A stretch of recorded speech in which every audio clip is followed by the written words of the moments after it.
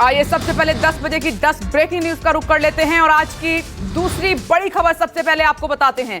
सूत्रों के हवाले से इस वक्त की बड़ी खबर यह कि शिवसेना को आज फिर लग सकता है बड़ा झटका। विधायकों के बाद अब 14 सांसद भी कर सकते हैं बगावत। शिवसेना के 14 सांसद छोड़ सकते हैं पार्टी। और खबर बड़ी यहां पर यह है कि एकनाथ शिंदे के बेटे श्रीकांत शिंदे भी छोड़ सकते हैं पार्टी। और बता दें कि श्रीकांत शिंदे पहले ही अपने पिता के गुट के साथ शिवसेना से अलग हो चुके हैं। अब आगे बढ़ते हैं, दूसरी ब्रेकिंग न्यूज का रुख कर लेते हैं आपकी टीवी स्क्रीन पर। महाराष्ट्र विधानसभा के स्पेशल सत्र में भाग लेने के लिए शिंदे गुट के विधायक आज गोवा से चलेंगे। 10 दिनों से चल रही सियासी उथल-पुथल के बाद गोवा से मुंबई पहुंचेंगे बागी विधायक। तीसरी ब्रेकिंग न्यूज है ये।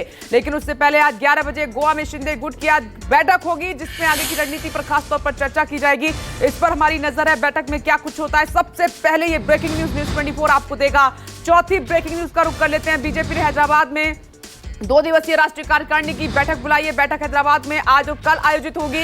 इस बैठक में प्रधानमंत्री नरेंद्र मोदी, गृह मंत्री अमित शाह, बीजेपी अध्यक्ष जेपी नड्डा समेत कई बड़े नेता भाग लेंगे। बैठक में बीजेपी के 300 से ज्यादा प्रतिनिधि शामिल होंगे। कल 3 जुलाई को पीएम मोदी कार्यकारिणी को संबोधित भी कर रहे हैं। अब आगे बढ़ते हैं, 5वीं ब्रेकिंग न्यूज पर नजर डालते हैं। महाराष्ट्र की सियासत की नई तस्वीर सबके सामने है।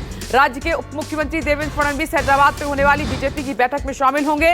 राष्ट्रीय कार्यकारिणी की बैठक में महाराष्ट्र में फ्लोर टेस्ट और विधानसभा अध्यक्ष चुनाव को लेकर खासतौर पर चर्चा होगी। महाराष्ट्र के सियासी जिस तरीके के हालात बने उस स्थिति में फडणवीस ने उप मुख्यमंत्री पद की शपथ ली, उस बारे में चर्चा कर सकते हैं। अब छठी ब्रेकिंग न्यूज का रुख कर लेते हैं।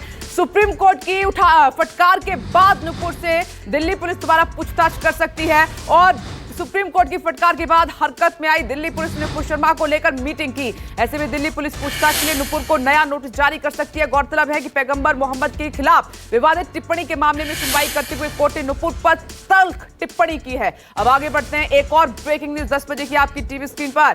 राष्ट्रपति पद के लिए विपक्षी दलों के संयुक्त प्रत्याशी यशवंत सिन्हा आज तेलंगाना दौरे पर रहेंगे। यशवंत सिन्हा टीआरएस सांसदों और विधायकों के साथ बैठक करने वाले हैं और इसके अलावा एआईएमआईएम के सांसदों और विधायकों से भी सिन्हा मुलाकात करेंगे, इस पर भी नजर रहेगी। लेकिन 10 बजे की 8वीं ब्रेकिंग न्यूज अब आपकी टीवी स्क्रीन पर। दिल्ली के बाद पंजाब में सरकार बनाने वाले अरविंद केजरीवाल अब मध्य प्रदेश के चुनावी मैदान में ताल ठोकने की तैयारी कर रहे हैं। सीएम अरविंद केजरीवाल आज मध्य प्रदेश के सिंगरौली जिले में आपसे महापौर प्रत्याशी रानी अग्रवाल के पक्ष में रोड शो करेंगे। निकाय चुनावों को विधानसभा चुनाव के सेमीफाइनल के तौर पर भी देखा जा रहा है।